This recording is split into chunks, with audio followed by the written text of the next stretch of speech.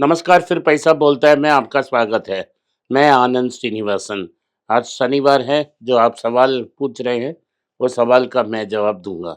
सवाल इंग्लिश में होगा, मेरे दोस्त विष्णु पूछेंगे, मैं हिंदी में जवाब दूँगा। Okay, sir. Sir, April 2nd, we are nearing to April 2nd. Hmm, What can we expect on April 2nd and after April 2nd?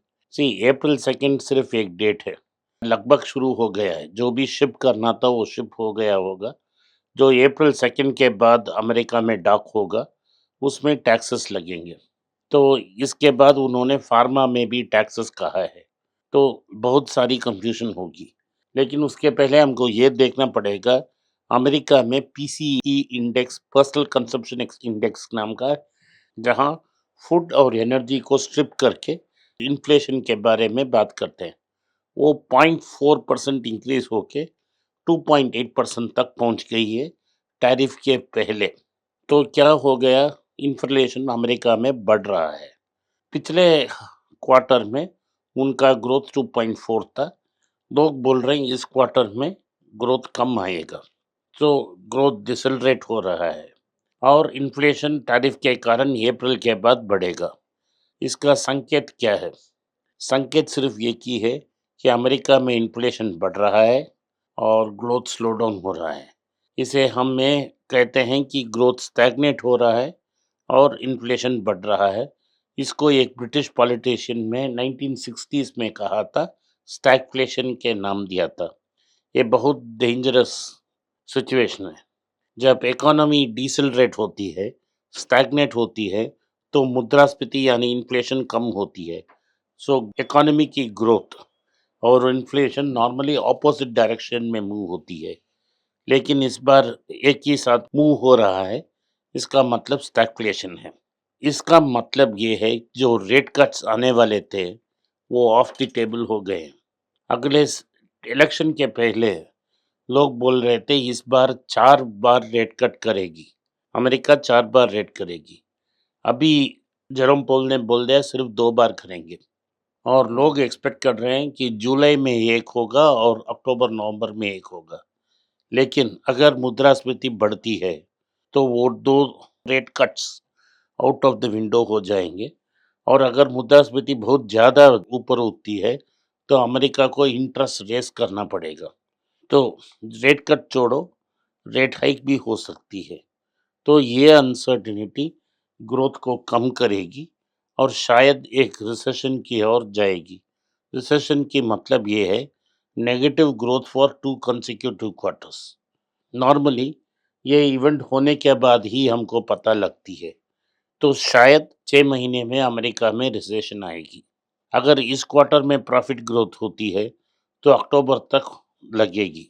अगर उसके पहले इन्फ्लेशन बहुत ज़्यादा उठ गई, तो इंटरेस्ट रेट को बढ़ाना पड़ेगा। अगर इंटरेस्ट रेट को बढ़ाएँगे, तो अमेरिका डेफ़िनेटली रिसेशन में चले जाएगी। तो इससे हमारा इन्वेस्टमेंट स्टाइल में क्या फ़र्क पड़ता है? हम बहुत अच्छे पोज़ीशन में हैं। हमने गोल्ड को कंसीडर करके बैठा है। तो गोल्ड आज एक और ऊपर जाके ₹8,340 पे पहुँच गया है, 22 कैरेट गोल्ड। और अमेरिका की फ्यूचर्स मार्केट में गोल्ड 3165 तक पहुंच गई है। मेरा अनुमान है, साल की अंत तक 3600 तक गोल्ड पहुंच जाएगा। इसका मतलब 15% इधर से रैली आ सकती है। तो अगर 15% का रैली आ गई, तो गोल्ड का 22 कैरेट ही 10,000 क्रॉस कर बैठेगी। ये कंफर्म्ड है। अगर एक कैट ऑन द वॉल या 50-50 चांस ये है कि अगर इन्फ्लेशन बढ़ी तो गोल्ड जल्दी बढ़ जाएगी। अगर अमेरिका रेट काटती है फिर भी गोल्ड बढ़ेगा। तो गोल्ड उसको रोकने के लिए सिर्फ एक चीज़ होना चाहिए, वो है कि अमेरिका इंटरेस्ट रेट बढ़ाएँ। लेकिन वो अभी संभव नहीं लगता। तो ईयर एंड तक गोल्ड 3,600 तक पहुँच जाएगी। अगर 3,600 पार कर लेती है, सो 24 कैरेट गोल्ड भारत में 12,000 तक जा सकती है या 10 ग्राम का 1,20,000 तक पहुंच सकती है। अगर उधर से रेट कटा भी 10,000 या 8,000 तक आ जाएगी, कोई प्रॉब्लम नहीं है हमारे लिए। हमारा पोजीशन सिक्योर है। तो हमने गोल्ड को कंसिडर किया, टाइटन को कंसिडर करके रखा है और तंगमेल ज्वेलर्स को कंसिडर करके रखा है। इसका मतलब है जो लोन कंपनीज़ हैं, वो भी अच्छा परफ़ॉर्म करेंगे। ये इसमें हमारा पोज़ीशन है। आखिरी बात ये है कि बेन कैपिटल ने मनपुरम। मनप्पुरम को खरीद ली है। एक ओपन ऑफ़र है 236 में। अभी कल मैं देख रहा था मनप्पुरम 229 में ट्रेड हो रहा था। अगर वो ₹10 और गिर जाके 2020 या 2025 तक भी पहुँच जाता है, एक आर्बिट्राज आपको मिल जाता है, जहाँ आप 225 में खरीद के उसे 236 में सरेंडर कर सकते हो, तो आपको ₹11 का आर्बिट्राज मिल जाए। तो आपका ₹11 प्रॉफ़िट श्योर है। ये 6 महीने में हो जाएगा और 6 महीने में 10% माने आपको साल का 5% और 8 या 9% रिटर्न मिल जाएगा। ये अच्छा रिटर्न है अगर ये ₹5 काटती है तो। मंडे रमज़ान के लिए मार्केट क्लोज़ है, तो ट्यूसडे जब देखा जाएगा, मार्केट भारी गिरावट की तरफ बढ़ रही है, क्योंकि एस&पी 500 एक मेजर करेक्शन में थी कल 2% और नैस्डैक 2.7% डाउन थी और डाउ जोन्स भी डाउन थी। सो ओवरऑल मेरा ओपिनियन ये है कि शॉर्ट टर्म में मार्केट क्या होगा मुझे पता नहीं। लेकिन अगर 10 साल की व्यू देख रहे हैं, तो अगर आप high quality large cap stocks consider की, तो आपको बहुत लाभ हो सकता है। Okay. Sir, can we expect buyback from announcement from Manappuram? Is that what you mean to say? No, क्या है कि वो 18% दे रहे हैं।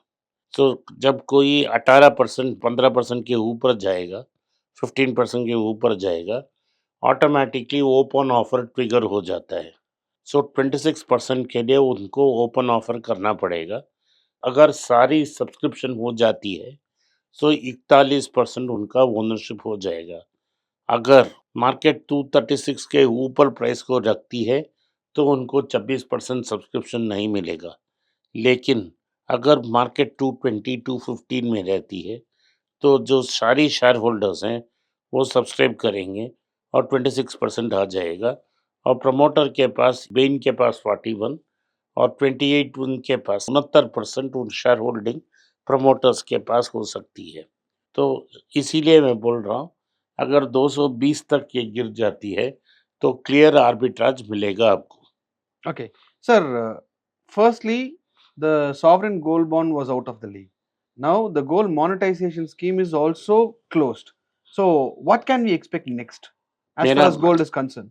मेरा कंसर्न ये है, सरकार ऑलरेडी 1 लाख करोड़ की नुकसान हो चुकी है और जो अनक्लेम्ड गोल्ड बॉन्ड्स हैं, इसमें 1,30,000 करोड़ का नुकसान हो सकती है और जो उन्होंने वॉलंटरीली प्रीएम्प्ट करने की कोशिश की, उसमें किसी बड़ा सक्सेस नहीं मिला।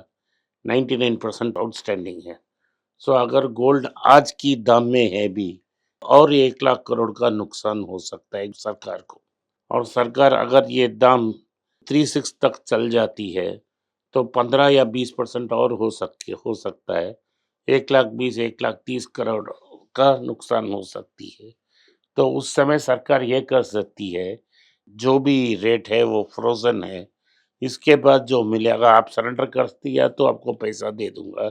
अगर आपने सरेंडर नहीं किया, तो उसे नॉर्मल बॉन्ड में बदल कर रुपया में ही पैसा वापस करूँगा और रुपया में भी इंटरेस्ट भी दूँगा।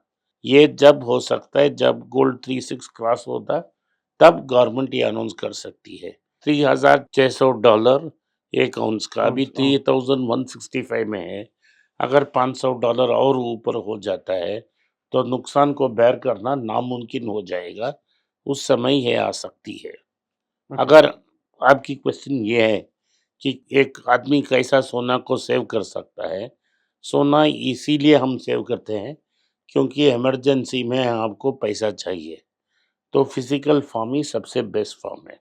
Okay, sir. आज के लिए इतना ही। आपने इस पॉडकास्ट को सुना, इसके लिए मैं आपका आभारी हूँ। हो सके तो वीडियो को लाइक कीजिए, चैनल को सब्सक्राइब कीजिए और बेल नोटिफिकेशन दबाएं। इस वीडियो को अपने दोस्त और रिश्तेदार के पास भेजें और उनको देखने की आग्रह करें। नमस्कार, धन्यवाद, जय हिंद।